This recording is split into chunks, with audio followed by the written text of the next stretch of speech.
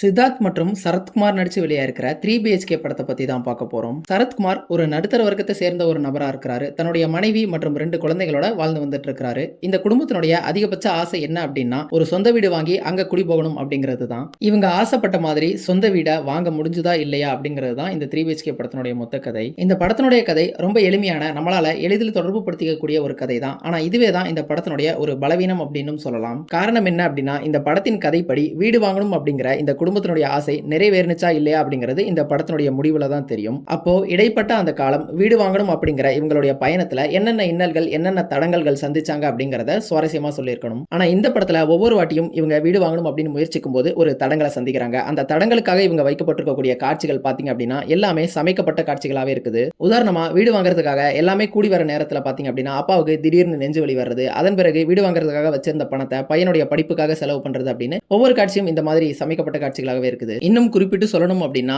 ஒரு கட்டத்துல மகளுடைய திருமணத்துக்காக இந்த வீடு வாங்கக்கூடிய திட்டத்தை தள்ளி போடுவாங்க. அந்த காட்சியெல்லாம் ரொம்பவே போலித்தனமான ஒரு காட்சியா தான் தோற்றமளிச்சது. அந்த தருணத்துல அவங்க திருமணத்துக்கு தயாரா கூட இருந்திருக்க மாட்டாங்க. அவங்க அப்பதான் படிப்பையே முடிச்சிருப்பாங்க. ஆனா இந்த சம்பந்தம் நல்ல சம்பந்தம், இதை தவற விட்டுற வேண்டாம் இப்படின்னு ஒரு வசனத்தை மட்டுமே வச்சுட்டு அவங்களுக்கு திருமணம் பண்ணி வச்சிருவாங்க. இந்த வீடு வாங்குற திட்டம் தள்ளி போயிட்டே இருக்கும். இதை பார்க்கும் பொழுது நமக்கு என்ன தோணுது அப்படின்னா, இந்த படத்தினுடைய முடிவுல தான் இவங்க வீடு வாங்குறாங்களா இல்லையான்னு நமக்கு தெரியணும். அதனால இப்படி ஒவ்வொரு காரணமா சொல்லி சொல்லி அதை தள்ளி போட்டுட்டே போற மாதிரி தான் இருந்தது. இதுக்கு பதிலா பட ஆரம்பத்திலேயே அந்த பெண்ணுக்கு ஒரு காதல் இருக்க மாதிரி காமிச்சிருந்தா, அந்த காதல் கைகூடுறதுக்கு இந்த வீடு ஒரு தடையா இருக்குது, அல்லது இந்த வீடுனால அந்த காதல் கைகூடாமலே போகக்கூடிய ஒரு அபாயம் இருக்குது. அதனால இப்போ மகளுடைய காதலா அல்லது வீடா இப்படிங்கும் போது அந்த மற்ற கதாபாத்திரங்கள்லாம் என்ன முடிவெடுப்பாங்க அப்படிங்கிற மாதிரி அந்த கான்ஃபிளிக்ட்டை உருவாக்கியிருந்தா நமக்கு இன்னுமே கூட சுவாரஸ்யமா இருந்திருக்கும். ஆனா இந்த மாதிரிலாம் எதுவுமே இல்லை. அந்த சம்பந்தம் யாருன்னே கூட தெரியாது.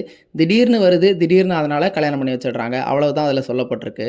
யதார்த்தத்துல இப்படி நடக்குமா அப்படின்னு கேட்டா நிச்சயமா நடக்கும். ஆனா ஒரு புனைவுன்னு வரும்போது நிச்சயமா அந்த யதார்த்தம் மட்டுமே பத்தாது. யதார்த்தத்தோடு சேர்த்து பார்க்கக்கூடிய பார்வையாளர்களுக்கு அந்த காட்சிகள் ரிசெப்டிவாகவும் ஏற்றுக்கொள்ளக்கூடிய வகையில இருந்தாதான் நம்மளால அதை ரசிச்சு பார்க்க முடியும். இதே மாதிரி தான் இந்த திரைக்கதை முழுக்கவே மேலோட்டமா தான் எழுதப்பட்டிருக்கு. எங்கேயுமே ஒரு ஆழமாவே எழுதப்படவே இல்லை.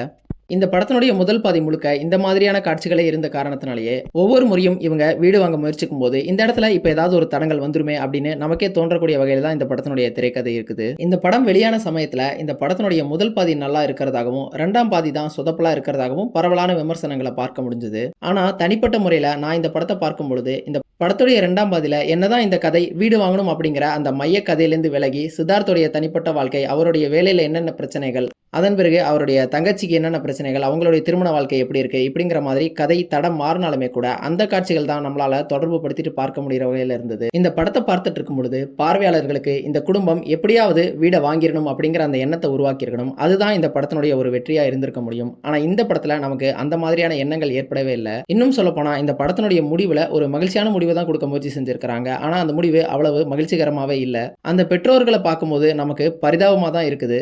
அவங்களுடைய வாழ்க்கை முழுக்கவே எதிர்காலத்தை நினைச்சு மட்டுமே தான் இருந்திருக்க ஒழிய நிகழ்காலத்துல அவங்க வாழவே இல்லை அப்படிங்கிற மாதிரி தான் இந்த கதையில சொல்லப்பட்டிருக்கு.